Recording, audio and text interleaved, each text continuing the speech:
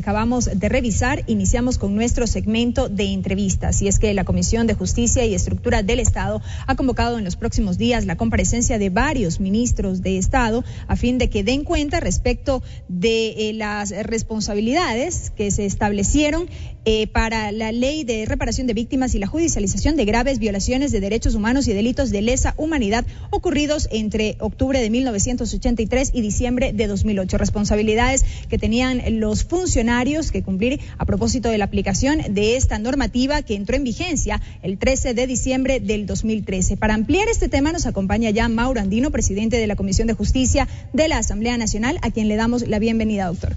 Gracias, buenas tardes, un gusto poder compartir. Doctor, esta convocatoria para que los ministros acudan a comparecer a la comisión guarda relación con este incumplimiento en torno a información que fue solicitada desde la Asamblea Nacional. Efectivamente, esto tiene que ver como consecuencia de la expedición de la ley para la reparación de las víctimas por violación a los derechos humanos y delitos de lesa humanidad. ¿Y quién es la gestora de este requerimiento de información? La señora presidenta de la Asamblea Nacional, la misma que cumpliendo con lo que establece la Constitución y la Ley Orgánica de la Función Legislativa, requirió al doctor Galo Chiriboga en calidad de fiscal general del Estado, a la doctora Lady Zúñiga como ministra de Justicia, al señor Francisco Borja como ministro de Cultura, al ingeniero Jorge Troya Fuentes como director general del Registro Civil y al señor defensor del pueblo, que de acuerdo a sus obligaciones que tenían que cumplir como consta en la ley a la que hemos hecho referencia, le remitan la información respectiva. Pero ¿cuál es la sorpresa que se encuentra? Que el único o los únicos que cumplen en parte con ese pedido de información es el señor defensor del pueblo, aunque extemporáneamente, pero remite la información y cumple con su obligación, mientras que el señor fiscal lo hace parcialmente.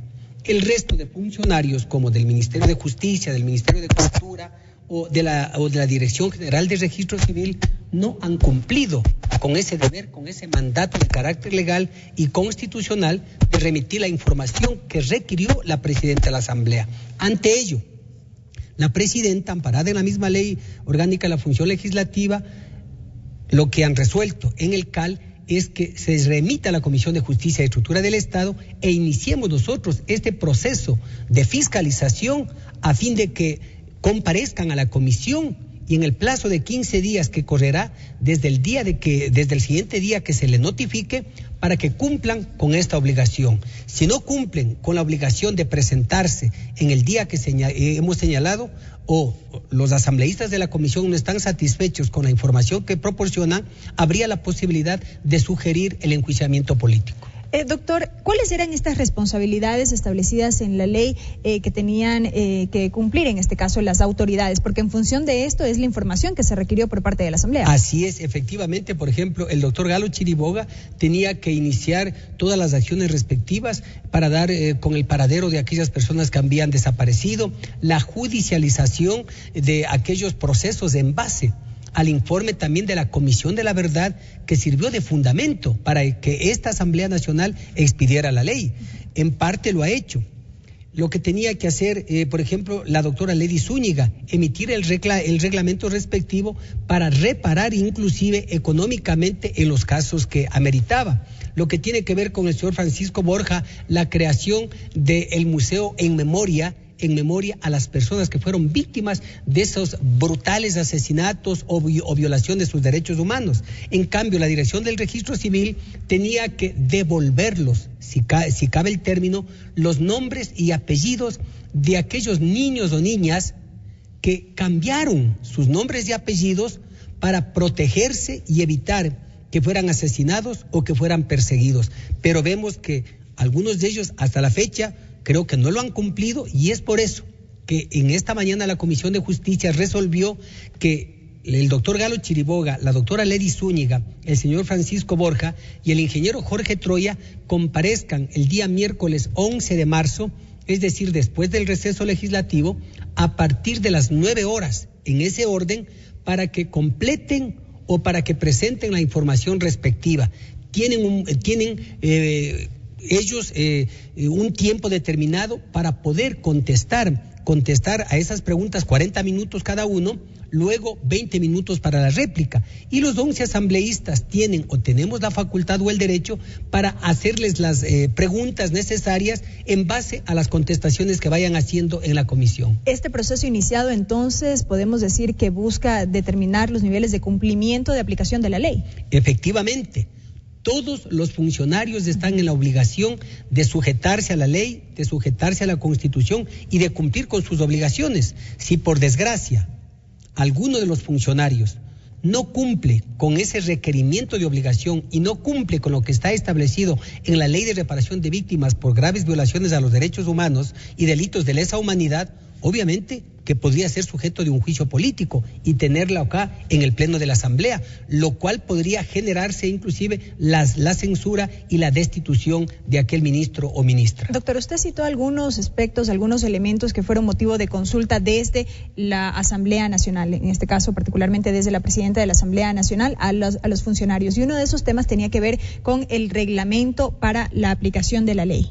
Bueno, el reglamento para la reparación e indemnización. ¿Este reglamento no existe todavía? No solamente dentro del aspecto económico, sino una serie de reparaciones que contempla la propia ley, tomando en consideración que la ley determina que el Estado ecuatoriano asume la responsabilidad por la grave violación de estos hechos en contra de varias personas allá por la década de los años 80 hasta el año 2008. Bueno, información en todo caso que será entregada en su momento por la titular de la cartera de justicia. Obviamente, tienen 15 días desde el siguiente día en que nosotros les notifiquemos con el documento oficialmente de comparecencia para entregar en la comisión o hacerlo el día 11 que comparezcan a la Comisión de Justicia y Estructura del Estado. Con esto estamos demostrando que no es cierto cuando la oposición dice que no hay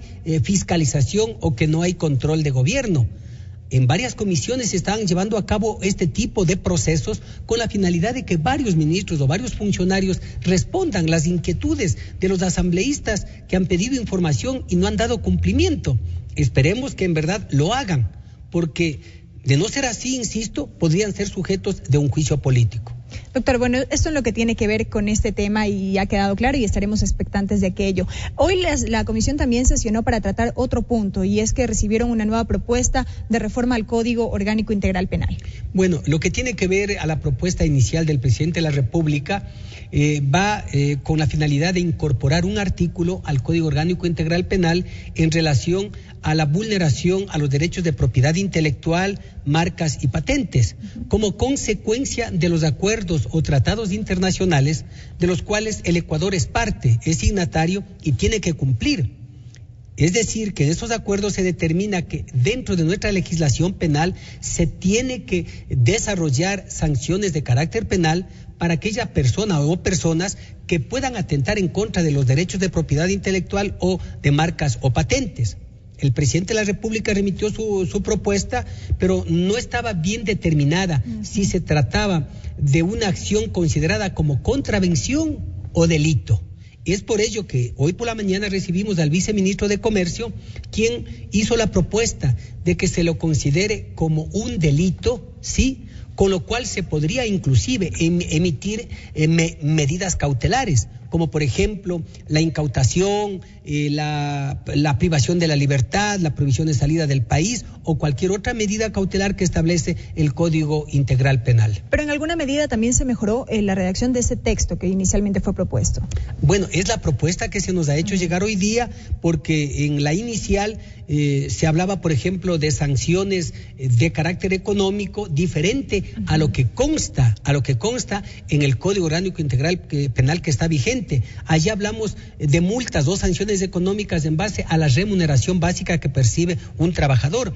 En cambio, en el proyecto se hablaba de una manera muy diferente. Por lo tanto, lo que vamos a hacer es analizar esa propuesta al igual que otras que nos han llegado, tomando en cuenta también que resulta aún muy corto el tiempo como para poder hacer una evaluación por parte de jueces, fiscales, policía, abogados en el libre ejercicio profesional sobre la aplicación del Código Orgánico Integral Penal. Con eso lo que quiero decir es que habría que esperar un tiempo más para recibir algunas propuestas y si es que amerita, hacer algunos reajustes en los temas que sean necesarios. Pero estas otras propuestas recibidas a la fecha al interior de la comisión no necesariamente todas guardan relación con lo que tiene que ver con propiedad intelectual. Obviamente. La iniciativa nació del presidente de la República exclusivamente sobre derechos de propiedad intelectual y patentes y marcas. Pero, de acuerdo a la Ley Orgánica de la Función Legislativa, si es que existe una propuesta de reforma a una determinada ley, se puede ampliar ese paraguas y hacer otro tipo de cambios o modificaciones a esa ley. Me refería a que la comisión ha recibido propuestas en otros temas. Hay algunas propuestas en otros temas, hemos escuchado inclusive algunos colectivos o, por ejemplo, a la Federación de los Profesionales de la Salud, quienes están haciendo algunas sugerencias para que se incorporen en el código. Ellos quieren que la responsabilidad civil, por ejemplo, sea compartida el 70% por la casa de salud o el centro de salud o el hospital y el 30% el profesional de la salud. Ellos sostienen que la mayor responsabilidad la tienen, dice, los centros de salud o los hospitales, y que tan solo un 30% tendrían la responsabilidad los profesionales de la salud. Aparte de ellos, dicen que existen más de 300 causas o denuncias presentadas, pero no por homicidio culposo, por mala práctica profesional, o no por lesiones por una mala práctica profesional, sino por otras razones. Sin embargo, oficialmente conocemos que se han presentado pocos casos, y de los pocos casos hay uno solo resuelto de acuerdo a la información que nos ha facilitado el Consejo de la Judicatura. Doctor, una última pregunta y ya con esto cierro esta entrevista. ¿Cuánto tiempo más le tomaría a la Comisión de Justicia determinar si es pertinente recoger o no todas estas observaciones? Digo yo, en un proyecto de reforma un poco más integral, por así decirlo, del Código Penal. Bueno, nosotros aspiramos que a lo mejor hasta el mes de marzo o abril podamos estar emitiendo el informe para primer debate. Con ello tendríamos más tiempo todavía para que los jueces, los fiscales, la policía, los abogados, los académicos puedan seguir aplicando el Código Orgánico Integral Penal y se pueda identificar posibles reajustes que se tenga que hacer, si es que es necesario, y dentro de ello incorporarlos en el informe para segundo debate. Es decir, que eso podría transcurrir después de por lo menos unos 3 o 4 meses más, en donde ya tendrían o podríamos tener el informe para segundo debate y luego ponerlo a consideración del Pleno de la Asamblea Nacional. Y sin duda estaremos pendientes de aquello, doctor. Gracias. La presencia del asambleísta Mauro Andino, presidente de la Comisión de Justicia y Estructura del Estado, quien nos ha acompañado en este espacio. Y como siempre, bienvenido. A usted muchísimas gracias. Una buena tarde, una buena noche. Amigos, con esto nos vamos a una pausa. Enseguida más información aquí en nuestra Asamblea, el informativo de la Televisión Legislativa del Ecuador. Volvemos.